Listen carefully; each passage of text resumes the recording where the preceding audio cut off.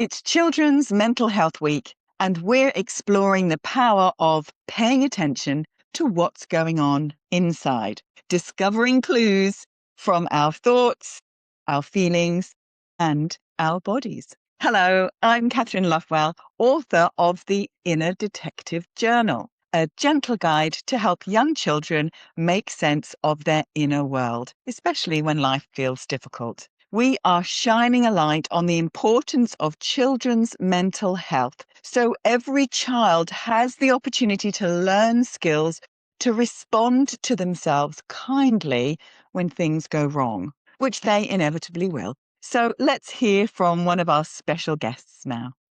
So welcome everyone. I have the privilege and pleasure to share with you an amazing human that is doing incredible work and has done for decades working with children and safeguarding their well-being. So Hayley Cameron is an education safeguarding director at Cognos, and she used to be a former primary school head teacher and has worked in primary education for a long time. She has a master's in advanced child protection as well. So you are in very good hands, and we are going to be talking about mental health, children's mental health, and how it shows up for a whole range of children and what we can do about it and how we can support them. So Hayley, thank you so much for being here. You are so welcome, and thank you for the introduction. Pleasure. Hayley, if people don't really understand what safeguarding means, it's one of those jargony terms. Can you unpack a bit about, well, what is safeguarding in everyday human parental terms so that we would understand? We all hope, Kathryn, that children can grow up feeling safe and secure, and unfortunately it doesn't always happen. There are lots of different things that go on along the way, and that can have a significant impact, and that can be on the child themselves, on their siblings, on the family around them, and ultimately how they then present in the wider world. And of course, all of those situations, the environments, the relational aspects, that's all going to impact their mental health. Yeah, absolutely. And you talk about children having a loving, caring, stable home environment. We unfortunately know that isn't the case for everyone. Sometimes, people will struggle, families will struggle, and I'm not talking about that. It's being able to open up, reach out when you need help. And I think so many people are reluctant. There shouldn't be any judgment. People can struggle, for a variety of different reasons. We all can. But ultimately, it's the impact on the child that we really need to think about. So what sort of situations and circumstances, what are children dealing with? It could be a whole variety. I think neglect is huge at the moment. Again, with neglect, there has to be intent. So we've got the whole cost of living crisis going on at the moment, people struggling for a variety of different reasons. And, they just need help. They absolutely need help, and it's so difficult. Just because somebody's struggling, maybe they haven't got enough food, or the environment isn't quite right for them. They've got things that are broken in their house.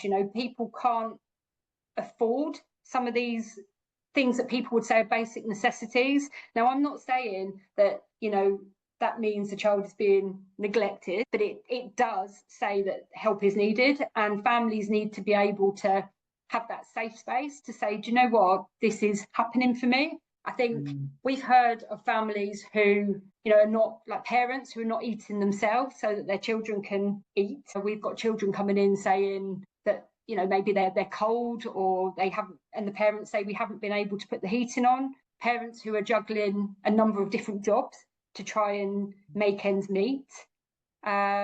And that's really hard. That's really, really hard in today's world. You would think that the basic necessities should be there, should be provided. And this is not through parents, as I said, it's not that neglect where there's that intent. They are trying their absolute best. And I think for me, that's what I find really, really hard. I think, we do kind of encourage families to reach out, to come and talk to us. There is always that fear that judgment is there, and we want that to be avoided, because if you don't know what's really going on for a family, how can you help? You get people feeling, they blame themselves. They think they're not good enough parents. Now, there are two sides. We get those families, and then we get the side where neglect, there is intent, and actually social care, police involvement, and that's needed. And again, we want to help those people. We're not there to judge in any way. But again, it comes down to, we have got our young people who are living in the midst of this, and we want them to feel that they're being listened to, that their voices are being heard, that they're being seen. Yes. And creating a safe environment for them to be heard, a safe environment that they feel that they can, because as I understand it, unless a child has that psychological safety, their mental health is never going to be strong and robust, because they'll always be hypervigilant and on the lookout for threat. And so I think, as a safeguarding implementer and supporting other educators and people in education to be on the lookout. What are the signs and maybe symptoms or signals that they may flag up? Perhaps this child might need some support. Something might be happening that we could support them with. Absolutely. Like having that professional curiosity and having that confidence to challenge in situations. Sometimes you've just got that niggling doubt. And I always say, if you've got that niggling doubt and you think something's wrong, very often, there is something, you can't just leave it. And I understand there are thresholds, and we've all got to adhere to thresholds. However, we're talking about young people that we're seeing on a daily basis. We see the impact. We can see that something isn't quite right for them. And as I said, it can take that one person to make a difference. I always think about that.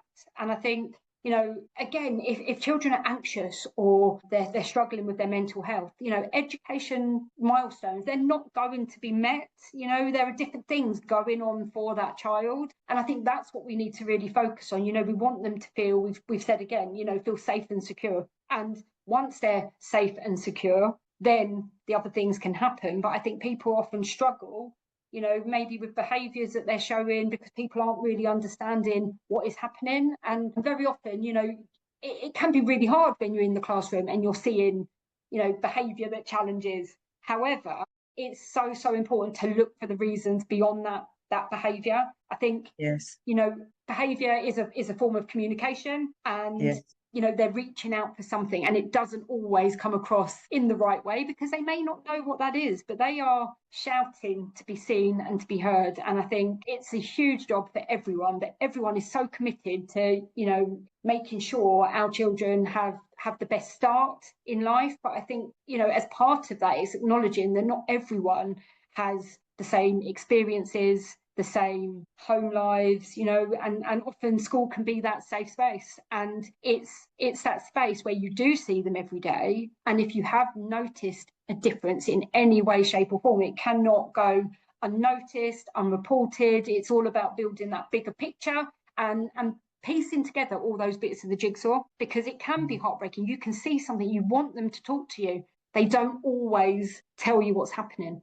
And, being creative in the spaces that you've got, because again, often children will say something when you're least expecting it, and it can take time. And as I said, when I go back to it, could be that one person. It may not be the class teacher. It could be that, midday supervisor, that playground assistant, the caretaker, anyone that they feel comfortable with. And we all need to be prepared for when that comes and know exactly how to follow up, not dismissing everything, but actually validating their feelings, validating what's happening for them, and knowing where you can go to get them the right support. Yes, there's such complexity here, isn't there? Because as humans, we're incredibly complex, and all different parts of our lives influence our mental health, influence a child's perception of their world. And certainly I'd say in the UK culture, there's still there's some interesting sort of pride thing going on. I certainly have still been working through it, that asking for help is a weakness, and we shouldn't ask for help, and we should be self-reliant, and we should.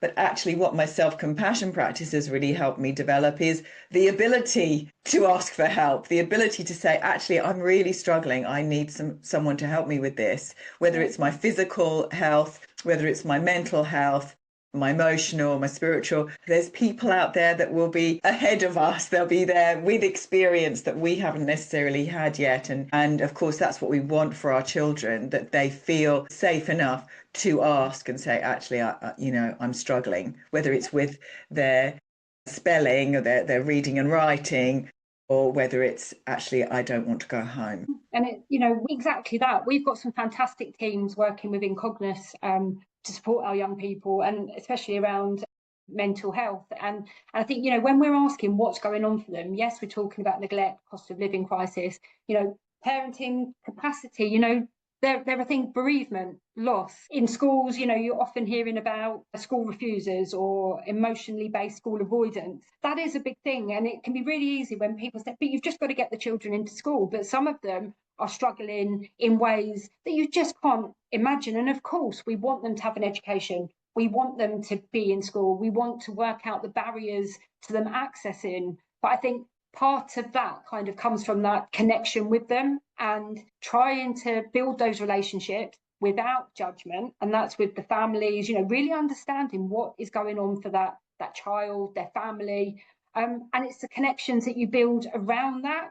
I think, making or helping children to see their worth, recognise their worth, because, to have a 10-year-old, and that's within my own family, a 10-year-old who was struggling at school saying, what's the point of me?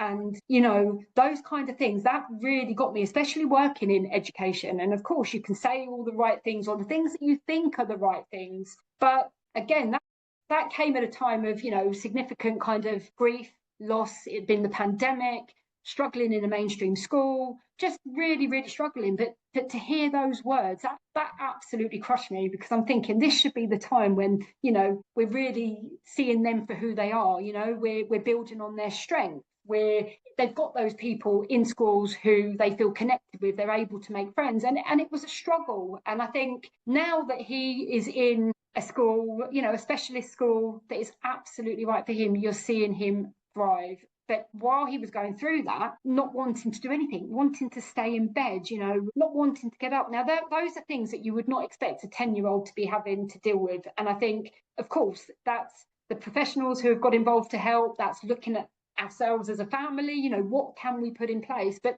this is real. So, yes, I see it on a professional level, but I've also seen it on a personal level. And I think that just makes it all the more real. It strikes every part of my heart, literally, hearing that. But the difference it can make when a child is, they do feel seen, they do feel, listened to, valued. And of course, not everyone finds the education system easy, but it's looking at what are their strengths and building on that, because the more you can build them up, again, fill them with confidence, make them actually see, yep, I'm really good at this. I might not be so good at that, or I'm struggling with that. That's when you see a fulfilled child, and that is different for everyone. And I think that's what's important. It's not the same for every child. And I think sometimes we try and fit them all into boxes, and we can't do that. No, that's right. It's giving them space to be themselves, encouragement to find what they love, find their strengths, explore what brings them joy. And sometimes our systems are not encouraging that, because it's all about measuring and all about these, you've got to get these core subjects. And I don't know about you, but, maths was a pretty tough subject for me. And it took a lot of commitment to finally get my O level, because I knew I wanted to be a teacher. So I had to keep trying. Without that right support, either in the classroom or back at home, or hearing that those supportive words, a child can very quickly, I speak from experience, when I was a child, I make that mean something about me. Yeah. Well, I'm just stupid and I'm no good. And of course, if a child is hearing that on a regular basis, now things I think are there's a greater, deeper understanding about language in education. But, there's lots of influences, not just school, that we know that's going to impact children's mental health. How do we, for anyone watching this, be they a parent or a carer, or maybe they're in the system, the education system somehow, whether, as you say, I've always valued, I think, the interaction with a midday supervisor, dinner lady, as we used to call them, or the lady in reception, or, the caretaker. All of these adults they will influence and make a difference to a child's everyday life. What would you say? What are some of the things that we can all do to support a child to feel that belonging, to feel that inclusion, to feel that they are valued, and to try and lift them up if you know that they may be struggling? It's such a good question. I think that, going back to helping them see their worth. And yes, we know they were going through struggles, and we can't sit there and say that, life isn't tough sometimes, we know that. But again, going back to really, listening to them, hearing them, making them feel seen. And again, that can be hard. But I think, Kathryn, even as adults, we all struggle at times, right? And we've been around a while, and we're looking at these young people and expecting them to do the same, or thinking, you're just a child, you shouldn't be feeling like this, or they don't really feel like that. They do. And I think I see that every day, and I see honestly, the teachers that I work with in Sutton doing absolutely incredible jobs. They care. It's so much more than just a job to those people, and I know you'll get that. But I think we also need to protect our young people as much as we can, because sometimes, and unintentionally, sometimes our own kind of anxieties, and that's as a parent, as a member of staff, as anyone, but some of those anxieties can filter down. And as much as we think that we're protecting the child, or they're not seeing something, the environment, they pick up on everything. They're aware. They're aware, they are watching, they are seeing, and we want them to be children for as long as they can be. I know sometimes things are unavoidable, and it's okay for them to see that things get tough sometimes. But we're not trying to idealize a world, but we do want them to be children for as long as they can. But we want them to know that they can come and talk to someone, so whether that be a parent, a teacher.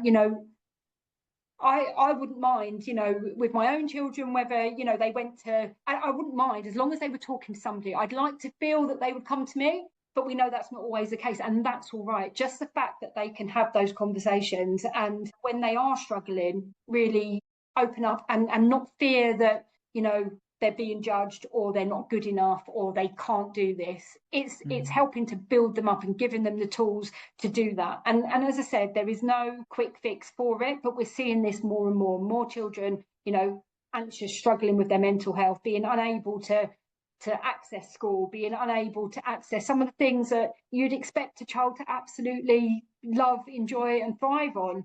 And that's where I think we need to put in the work. Great. Hayley, I could talk to you for the rest of the day. I have always loved and admired your compassion and passion for making a difference for our children, and especially supporting them to grow and thrive in sometimes very difficult circumstances. Thank you so much for your time and for sharing this, and we will no doubt be hearing from people that will want to understand more and connect with you. I really am so grateful for the work you have done in the past. I think the students that had the absolute luck to have you as their teacher or their head teacher, very lucky young people. And now so many teachers in the London Borough of Sutton actually managing, coping, being able to support the children that they need to support because of your training. So thank you very much for your time. Really appreciate it.